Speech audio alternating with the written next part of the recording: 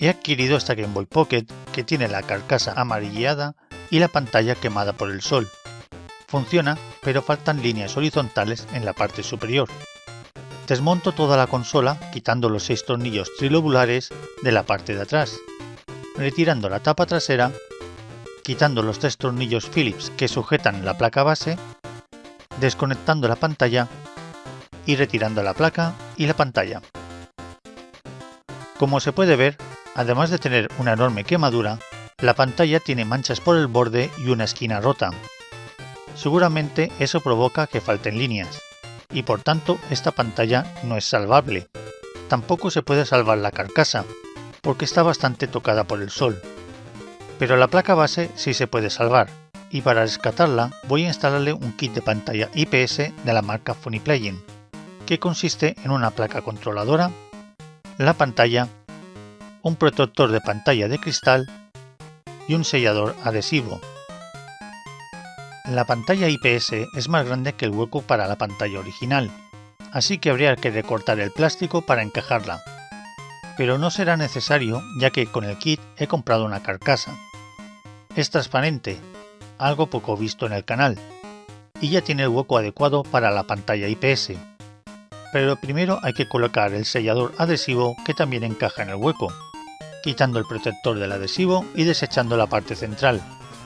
No quitaré el protector del adhesivo de la parte interior para evitar que se pegue a la pantalla y pueda dañarla. Voy a colocar tanto el protector de cristal como la pantalla a la vez, para evitar que se quede alguna partícula de polvo atrapada entre los dos. Quito el plástico protector de la pantalla y la coloco en su hueco, asegurándome de que el conector quede en la parte izquierda. Ahora quito el protector del adhesivo del protector de cristal y rápidamente lo coloco en su sitio. Es el turno ahora de la placa controladora, que conecto a la pantalla, retiro el protector de un adhesivo de la parte posterior y lo pego a la pantalla dejando el cable lo más centrado posible. Coloco los botones que venían con la carcasa y limpio las gomas conductivas originales y la placa base de la consola antes de colocarlas en su sitio y asegurar la placa con sus 3 tornillos Phillips. Sin embargo, al no estar pegada a la pantalla, se mueve y puede resultar molesto, provocar que entre polvo o descuadrarse de un golpe. Necesita que algo la presione hacia adelante. Esto también ocurre en la pantalla original, y Nintendo lo resolvió colocando 4 pequeños trozos de esponja. Aprovecharé estos trozos despegándolos con cuidado con un cuchillo de manualidades, asegurándome que se despega la base de plástico. Después los coloco en la parte trasera de la nueva pantalla. Ahora está firme y no se moverá. Conecto el cable del mod a la placa base y procuro dejar cerca de la carcasa el sensor táctil del controlador. Para finalizar la instalación hay que soldar un cable entre el punto de alimentación del mod y esta patilla del interruptor de la consola. Es una soldadura fácil de hacer. Conecto la consola a una fuente de alimentación y compruebo que la modificación funciona correctamente. Sin embargo, no me funciona el sensor táctil como debería, porque no está totalmente pegado al borde de la carcasa. Soluciono el problema colocando un poco de celo para pegarlo a la pared. Ahora el sensor funciona sin problemas. La modificación dispone de un punto de soldadura para el sensor y de un sensor táctil extra para poder poner el sensor en otra parte de la consola. Con todo hecho y comprobado, solo queda poner la tapa trasera y atornillarla. Y por supuesto, quitar el plástico del protector de cristal. La pantalla se ve muy bien, con los píxeles muy definidos y bien iluminada, con un contraste alto que destaca todos los grises. El brillo de la pantalla se controla con la rueda de contraste de la consola. Acercando el dedo a la zona del sensor táctil cambiaremos el color de la paleta de la pantalla.